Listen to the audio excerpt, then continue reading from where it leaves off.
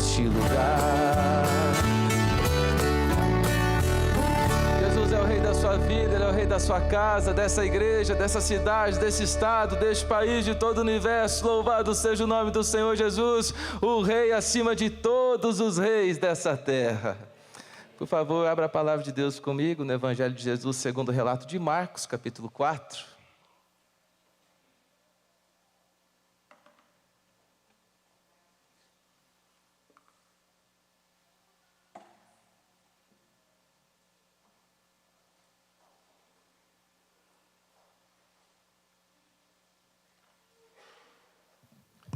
Marcos capítulo 4, versos 35 a 41.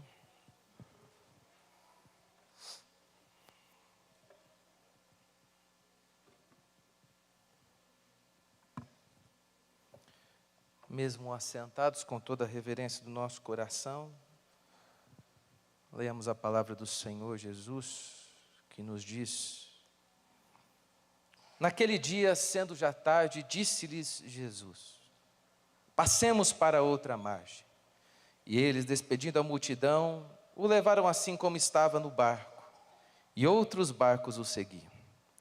Ora, levantou-se grande temporal de vento, e as ondas se arremessavam contra o barco, de modo que o mesmo já estava a encher-se de água. E Jesus estava na popa, dormindo sobre o travesseiro. Eles o despertaram e lhe disseram: Mestre, não te importa que pereçamos? E ele, despertando, repreendeu o vento e disse ao mar: Acalma-te, emudece. O vento se aquietou e fez-se grande bonança. Então lhes disse: Por que sois assim tímidos? Como é que não tendes fé? E eles, possuídos de grande temor, diziam uns aos outros: Quem é este que até o vento e o mar lhe obedecem? Obrigado, Deus, por esse dia que o Senhor nos dá. E diante da Tua palavra te pedimos que as verdades contidas, ó Deus, neste texto, inundem o nosso coração. Transborde-nos de esperança e alegria em um Deus que está conosco todos os dias. Obrigado, Deus, por essa manhã, por este dia do Senhor. Fala conosco, oramos com perdão dos nossos pecados, no nome de Jesus. Amém. Jesus falava por meio de parábolas. O capítulo 4 começa com uma descrição muito interessante daquilo que também aconteceu, por exemplo, em Lucas capítulo de número 5, quando Jesus, então, toma um barco, daquela vez o barco de Pedro, para que pudesse se comunicar por meio de um fenômeno acústico que acontece ali no Mar da Galileia, Lago de Genezaré, Mar de Tiberíades, é a mesma porção de água ao qual o Senhor Jesus desenvolveu uma boa parte e investiu uma boa parte do seu tempo, do seu ministério. O capítulo 4 nos diz que voltou Jesus a ensinar à beira-mar e reuniu-se numerosa multidão a ele, de modo que entrou num barco, onde se assentou, afastando-se da praia, e todo o povo estava à beira-mar, na praia. Jesus quer se comunicar com as pessoas. Jesus quer que a sua mensagem chegue de maneira clara aos ouvidos e também aos corações. Então, ele utiliza desse fenômeno acústico daquele local para que a sua voz seja melhor propagada, mas também de um recurso retórico. Ele fala por meio de parábolas, e falou sobre a parábola da semente, do semeador, da luz ou da candeia, do grão de mostarda, e o verso de número 33 do capítulo 4 nos diz o porquê Jesus falou por parábolas. E com muitas parábolas semelhantes lhes expunha a palavra, conforme o permitia a capacidade dos ouvintes. Está claro, meus irmãos, que Jesus deseja alcançar o nosso coração e tem todos os recursos para fazer isso de uma maneira que nós entendamos a sua mensagem, entendamos a mensagem do reino. A partir de um determinado momento, sendo já tarde, ou seja, após um bom tempo, Jesus diz aos seus discípulos: passemos para outra margem. E ele, numa nobre missão, vai libertar o endemoniado Gerazeno. A palavra nos diz que havia uma legião de espíritos malignos neste homem. Uma legião, numericamente falando, são 6.000 soldados romanos. O que a Bíblia quer nos dizer é que dentro deste homem havia 6.000 espíritos malignos. E por mais que isso nos assuste pela quantidade e grandeza, Jesus, com uma só palavra, repreende todos eles, os lança aos porcos, que pulam do desfiladeiro no rumo do Mar da Galileia, e Jesus ainda volta rejeitado da terra dos Gerazenos. Mas o objetivo da nossa meditação é, neste momento, falarmos sobre essa travessia, essa passagem, que é um símbolo para a nossa travessia, para a nossa passagem, de uma margem à outra, do lago de Genezaré, representa as duas margens da nossa vida. E nós entenderemos, meus irmãos, que neste local, por meio da sua geografia, dos seus fenômenos climáticos, as tempestades eram recorrentes por conta da incidência do sol e a grande quantidade da evaporação naquela massa de água, mas também pela formação de fortes ventos, e tendo ali uma barreira de montanhas que os impedia de passar, mas levava então o vento e toda a água evaporada, então, a umidade para a atmosfera, formando nuvens repentinas e grandiosas. Você há de convir comigo que a vida é cheia de imprevistos. Nós sabemos que a vida é cheia de imprevistos, mas eles continuam nos pegando de surpresa, porque nós não sabemos quando eles acontecerão. Há pelo menos 3 fatores que nos ligam, que ligam as tempestades da nossa vida a essa tempestade do mar da Galileia. Em primeiro lugar, já disse, elas nos pegam de surpresa. Elas vêm quando nós não temos forças suficientes, não estamos preparados. Em segundo lugar, elas são incontroláveis. Nós só podemos lidar com as consequências daquilo que nos atinge. Em terceiro lugar, elas são para todos. Isso está evidenciado no fato de que não somente o barco de Jesus, mas outros barcos que o seguiam, também passaram por esse grande temporal. Você há de convir comigo que a Bíblia tem algumas passagens sobre tempestades. Por exemplo, a que Jonas enfrentou no mar Mediterrâneo. Sendo ele muito ortodoxo, mas pouco piedoso, toma um rumo contrário da voz de Deus, que diz para ele ir para Nínive. Então, uma grande tempestade o encontra naquele barco, e resumindo a história, ele é lançado ao mar, e um grande peixe o engole, devolve ele à praia novamente. A pergunta que fica é, você sabendo a história de Jonas, Jonas passou por essa tempestade porque obedeceu ou porque desobedeceu a voz de Deus? Desobedeceu. Os discípulos estão passando por essa tempestade porque obedeceram ou desobedeceram a voz de Jesus? Obedeceram. Então, meus irmãos, nós precisamos entender uma coisa. Nada que acontece nessa vida está alheio aos decretos e à vontade de Deus.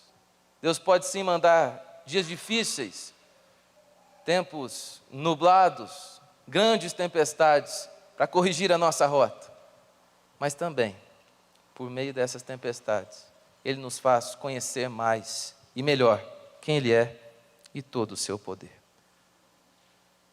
A grande dificuldade que temos é também fazermos aquilo que os discípulos não fizeram, que ouviram a voz de Jesus por longas horas, mas na hora de viver a vida como ela é, não se lembraram da presença de Jesus naquele barco, tentaram lutar com as suas próprias forças. Meus queridos e amados irmãos, se saímos daqui todos os domingos, ou nos dias que aqui você está meditando na palavra de Deus, e não aplicarmos a palavra do Senhor para fora das portas dessa igreja, nós vamos viver a vida como se nunca tivéssemos ouvido uma sequer palavra do Senhor Jesus. E tão desesperados e aflitos quanto aqueles que não têm Jesus. Nessa manhã, eu gostaria de meditar brevemente com você nas verdades contidas nas 3 palavras de Jesus, ditas durante essa travessia, palavras para a nossa vida, palavras para aplicarmos hoje, se for necessário, ou para guardarmos no nosso coração quando a tormenta vier. Jesus nos diz no verso 35, naquele dia sendo já tarde, disse-lhe Jesus, passemos para a outra margem.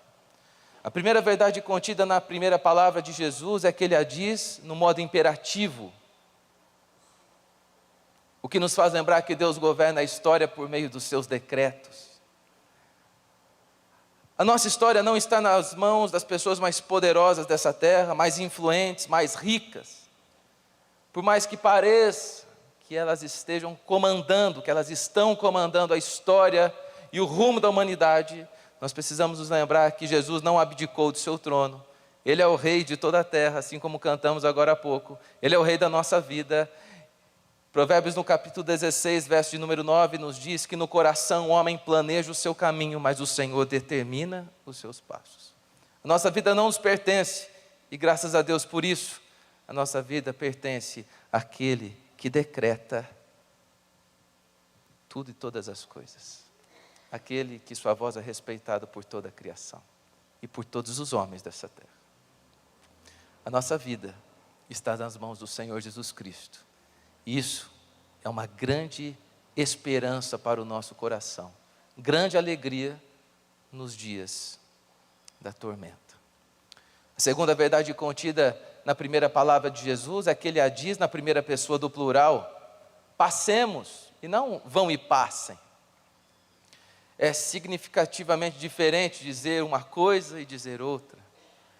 Isso nos faz lembrar das últimas palavras de Jesus contidas no Evangelho segundo Mateus, capítulo 28, verso 20, que nos diz: ensinando-os a guardar todas as coisas que vos tenho dito ou ordenado, na versão que está aqui projetada, e eis que estou convosco todos os dias até a consumação dos séculos. Não há um dia sequer que Jesus não esteja com você. Não há um segundo sequer que a presença de Jesus esteja afastada da sua vida. Nós precisamos entender que Jesus é aquele que não pula do barco. Não importa se o céu está aberto ou se está cheio de nuvens. Não importa se todos nos deixaram. Se as pessoas que mais amamos, até mesmo por conta da palavra de Deus e do Evangelho, se distanciaram de nós, nós temos uma certeza de que Jesus está conosco todos os dias. Sozinho, nós não navegamos de uma margem a outra da nossa história. A segunda palavra de Jesus já é dita aqui no verso número 39. E ele, despertando, repreendeu o vento e disse ao mar: acalma-te, emudece. O vento se aquietou e fez-se grande bonança. Mas por que Jesus diz isso? Verso 37. Ora, levantou-se grande temporal de vento e as ondas se arremessavam contra o barco, de modo que o mesmo já estava a encher-se de água. E Jesus estava na popa, dormindo sobre o travesseiro. Um grande contraste com toda essa tormenta é a paz que Jesus Cristo tem ao dormir sobre um travesseiro molhado. Você já dormiu num travesseiro molhado? É horroroso, terrível. Jesus dorme num travesseiro encharcado, diante de uma tempestade. Por muitos e muitos anos, foi-se discutida nos concílios sobre a natureza de Jesus. Alguns diziam que ele era apenas Deus, 100% Deus, 0% homem. Já outros diziam que ele era apenas homem, 100% homem, 0% Deus. Mas também tinha a turma do Centrão naquela época, que dizia que era 50% homem e 50% Deus. Mas nós identificamos, meus irmãos, aquilo como definimos como a doutrina da união hipostática de Jesus. É que Jesus é 100% homem, ele é 100% Deus. Agora, se é difícil para você conceber alguém e alguma coisa 200%, você pode trocar isso por plenamente. Jesus é plenamente homem, Jesus é plenamente Deus. E Jesus plenamente homem está nos ensinando que eu e você devemos dormir na hora que é para descansar. Deitar o nosso coração mesmo num travesseiro encharcado, diante dos problemas da nossa história. O Salmo 127 nos diz que aos seus amados Ele o dá enquanto dormem. Quando nós estamos dormindo, nós estamos no momento mais vulnerável da nossa história, da nossa vida. Ainda assim, Jesus Cristo continua nos guardando. Se você tem passado problemas para dormir, dificuldades para dormir, o desejo do meu coração é que assim que orarmos depois dessa mensagem, você possa pedir ao Senhor Jesus: me dê nessa noite um sono reparador, Jesus. E que o Senhor entre com providência na sua vida. Dormir, muitas vezes, é um ato de fé, diante das tempestades. Que você possa, hoje, encontrar forças em Cristo Jesus, para dormir e descansar. A segunda verdade, meus irmãos, é que quando Jesus diz uma palavra, e agora evidenciando que Ele é 100% Deus, plenamente Deus, Ele diz: acalma-te, emudece. E imediatamente a tempestade se torna bonança.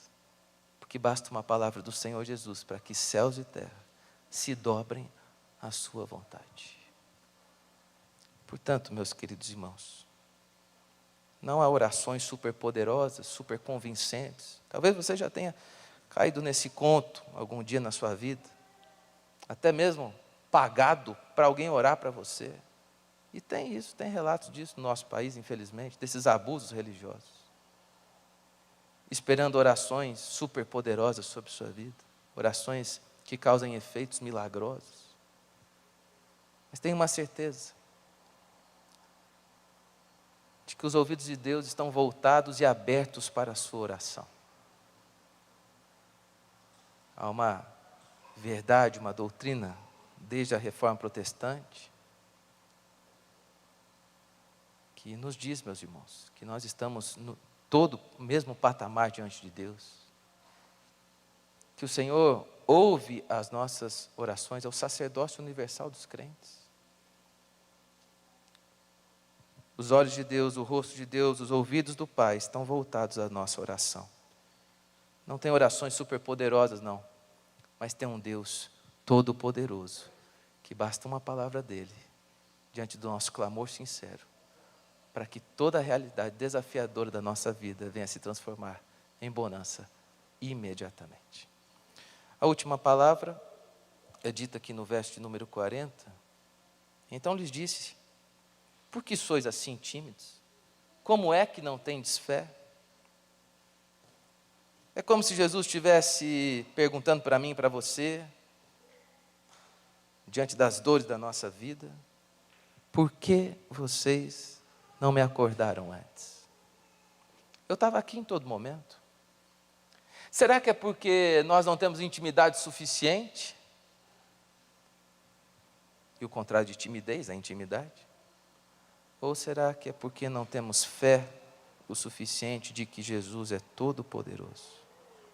Lembremos-nos que dentro desse barco havia Pedro, Tiago e João, que haviam lidado com essas tempestades comuns daquele lugar.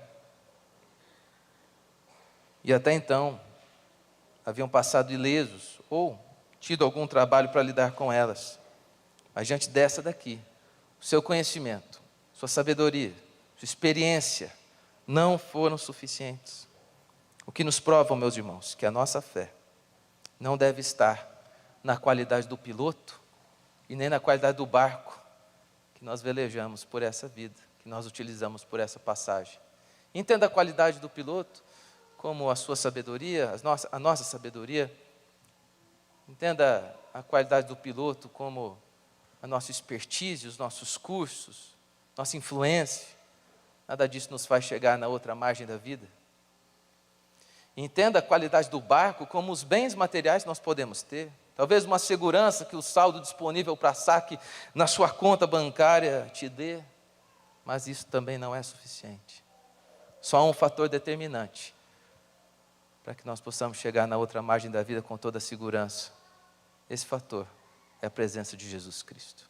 Nós temos a certeza de que, se Ele estiver conosco, nada pode nos separar do amor de Deus que está em Cristo Jesus, o nosso Senhor. É momento de dobrarmos o nosso coração diante de Deus, diante do Espírito Santo de Deus, que cremos, que está no meio de nós, que fala conosco, que abre o nosso entendimento, e orarmos ao Senhor, entregando a Ele as nossas dores e confiando na sua providência, porque Deus é todo poderoso e basta uma palavra dEle para que a realidade mude completamente. Oremos ao Senhor. Pastor Ricardo, por favor.